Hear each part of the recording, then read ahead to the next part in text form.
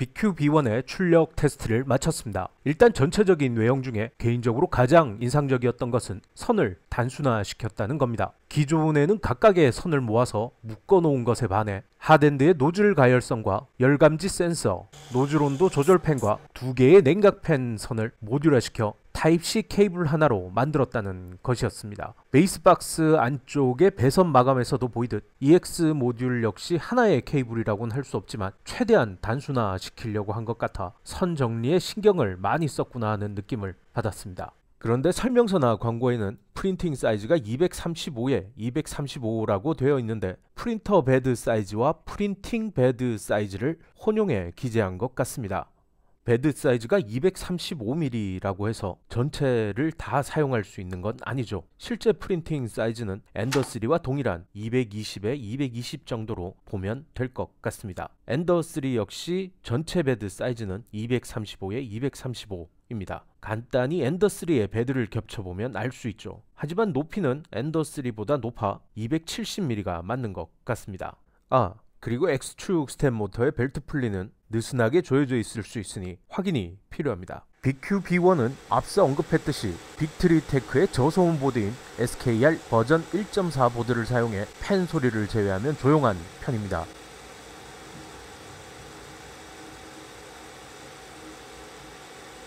인터페이스는 특이하게 듀얼 오퍼레이션 시스템이라고 하던데 터치 패널과 기존의 다이얼 인터페이스를 지원합니다. 터치 패널은 정전식은 아니고 압력 감지 패널입니다. 전환 방식은 다이얼을 길게 누르거나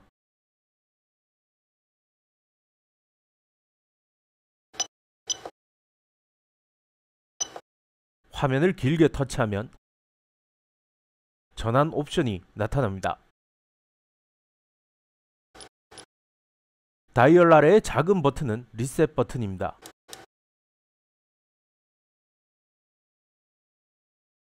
레벨링을 하기에는 터치 패널이 좀 편하더군요.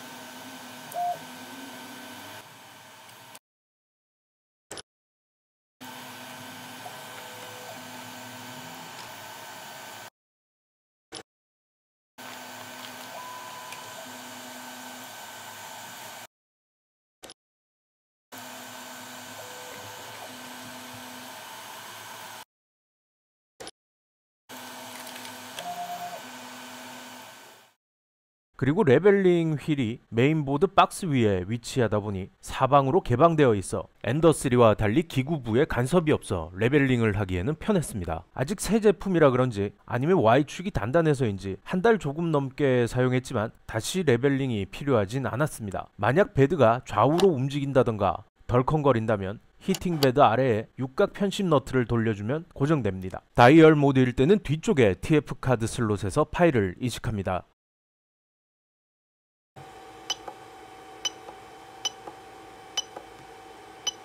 터치 패널 모드일 때는 앞쪽에 TF 카드 슬롯과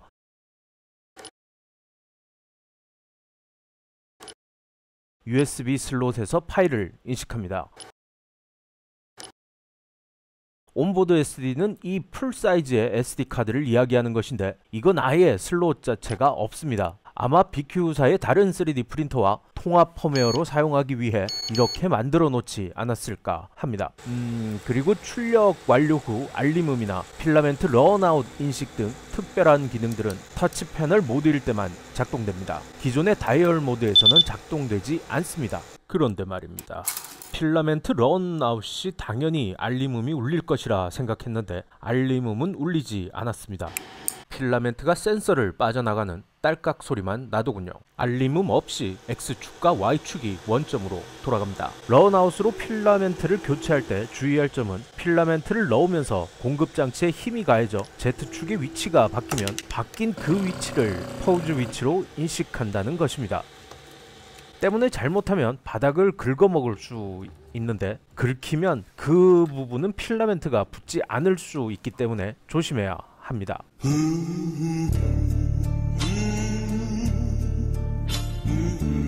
필라멘트 로딩과 언로딩 옵션이 있긴 하지만 언로딩의 경우 휘어져 있는 필라멘트가 런아웃 센서에 걸려 나오지 않는 경우가 많아 큰 의미는 없더라고요. 로딩의 경우는 시원하게 잘 나옵니다. 런아웃이 아닌 일반적인 필라멘트 교체는 확실히 편합니다. 런아웃이나 일시 멈춤 후에 재시작은 X축의 이동이 없었다면 멈추기 전에 정확한 위치로 돌아갑니다. 하지만 노즐의 필라멘트 똥은 처리하지 않으니 재시작 전에 똥 제거가 필요합니다. 출력과는 관계없는 기능이지만 32비트 메인보드라 그런지 그냥 보기에 예쁜 조명 옵션도 있습니다.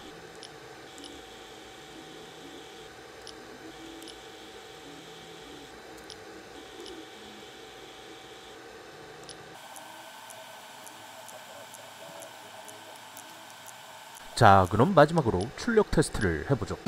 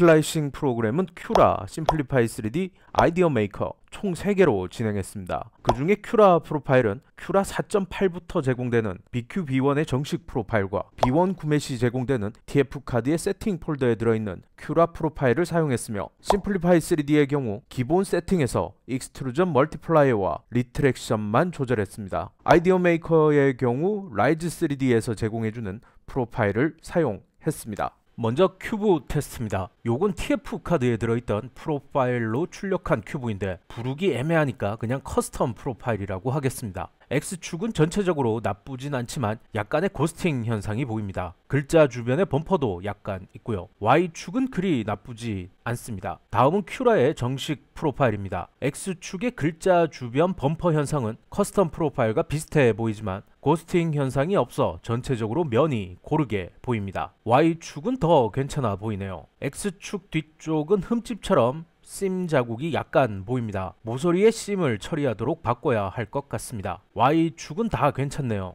Z축도 깔끔하게 나온 것 같습니다. 다음은 심플리파이 3D입니다. X축은 아주 약간의 고스팅 현상이 나타나긴 하는데 솔직히 이렇게 확대해 보기 전까진 몰랐습니다. 큐라와 비교해 보면 커스텀보다는 괜찮지만 심의 위치 때문인지 큐라가 더 나아 보입니다. 확실히 이렇게 딱 떨어지는 형상을 출력하는 데는 큐라가 좋은 것 같습니다. 그래도 Z축은 심플리파이 3D가 조금 더 매끄럽습니다. 이 녀석은 요즘 제가 꽂혀있는 아이디어 메이커라는 슬라이서를 사용한 것인데 이것도 꽤나 잘 나온 것 같습니다. 하지만 Z축의 경우 압출량이 적게 설정되어 있는 것 같습니다. 이건 조절이 필요하겠네요. 심플리파이 3D의 경우 1년 넘게 업데이트가 되지 않고 있는 상황이라 이걸 측정해 보는 것은 의미가 없을 것 같고 큐라의 정식 프로파일로 출력한 녀석을 한번 측정해 보도록 하겠습니다. X축 같은 경우는 9.95 나오네요. 0.05mm 오차가 납니다. 이 정도면 뭐 괜찮습니다. Y축의 경우는 10.98, 0.02mm 오차입니다. 확실히 Y축 베드가 단단해서 그런지 꽤 괜찮습니다. Z축의 경우 19.99니까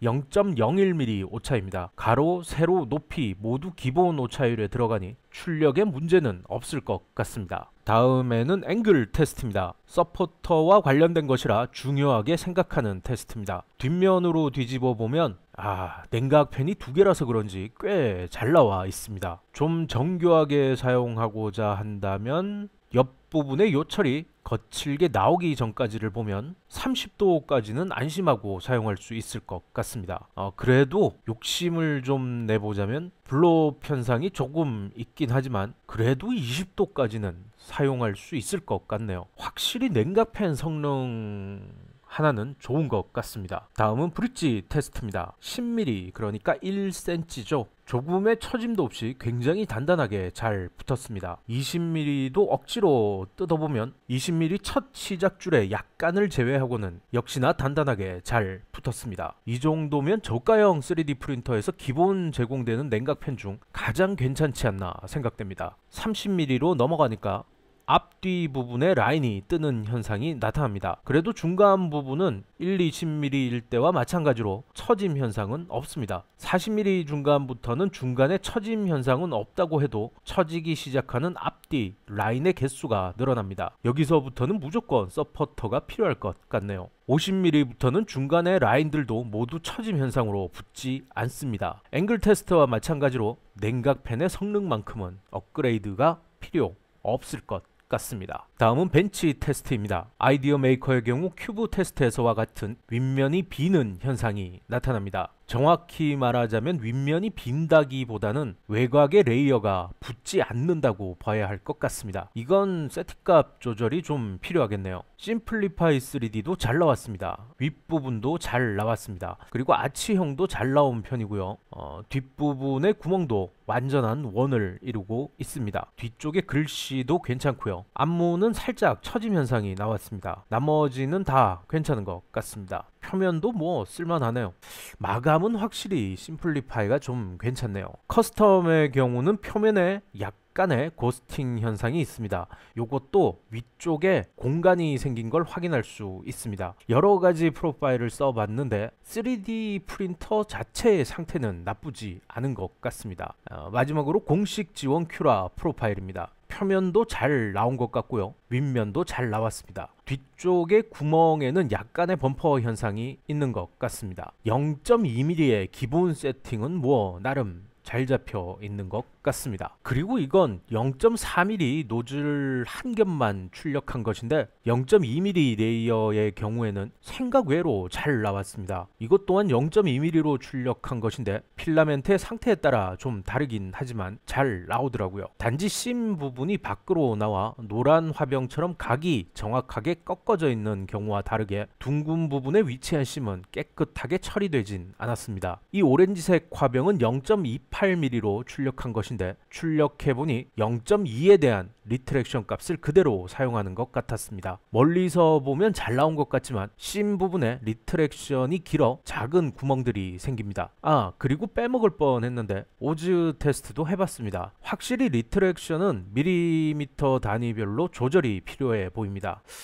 그래도 이 정도면 이 가격에 준수한 편이라고 보여집니다. 인터페이스의 편리함이라든지 외형적인 안정성, 기본 속도를 60ms/s로 사용하는 점 등 편리성은 괜찮은 편이며 동일 패턴이 반복되는 기계적인 출력물들은 엔더3와 비교해도 비슷한 퀄리티를 보여줍니다. 그런데 말입니다. 피규어와 같은 유기체 모델링에서는 약간의 차이를 보여줍니다. 노란색이 엔더3이고 오렌지색이 BQ-B1입니다. 똑같은 세팅값을 가지고 출력을 해봤습니다. 화면으로 보시기엔 많은 차이가 보이지 않을 수도 있지만 만져보면 확실히 결의 차이가 두드러지게 나타납니다. 그리고 저는 서포터를 직접 만들어 사용하는 터라 서포터와 모델링 간의 공차를 항상 두는데 이게 아주 미묘하게 차이가 납니다.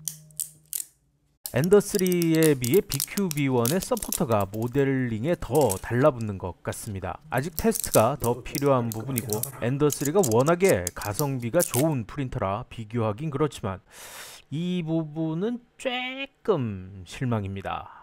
뭐 물론 슬라이싱 세팅 값의 차이겠지만요. 사실 오픈소스를 사용하는 프린터들은 비슷비슷한 퀄리티를 보여줍니다. 그리고 어느 정도 외형적인 형식도 정해져 있죠. 사용자의 편의성도 중요하지만 결국 3D 프린터의 가치는 얼마나 출력이 잘 되느냐겠죠. 때문에 인터페이스의 화려함보다 아직은 슬라이싱의 세팅이 얼마나 잘 잡혀 있느냐가 관건인데 그런 면에서는 엔더3와 비슷하거나 약간 모자른다는 느낌을 받았습니다. 그리고 이유를 알 수 없는 에러도 가끔 발생합니다. 터치 패널 인터페이스에서 터치가 되지 않고 먹통이 되는 경우가 두세 번 나타났습니다. 그래서 전 터치 패널 모드를 사용하지 않고 다이얼 모드를 사용합니다. 필라멘트 감지기야 앞서 언급했듯이 다이얼 모드에서는 작동하지 않지만 가끔 출력 걸어놓고 퇴근해야 할 때는 터치 패널에서 한 번씩은 쓰게 되더라고요. 그래도 엔더3 버전 2와 비교해도 가성비는 괜찮은 편이고 이 가격에 스프링 베드를 기본으로 하고 필라멘트 감지기의 공급 장치 또한 알루미늄이란 건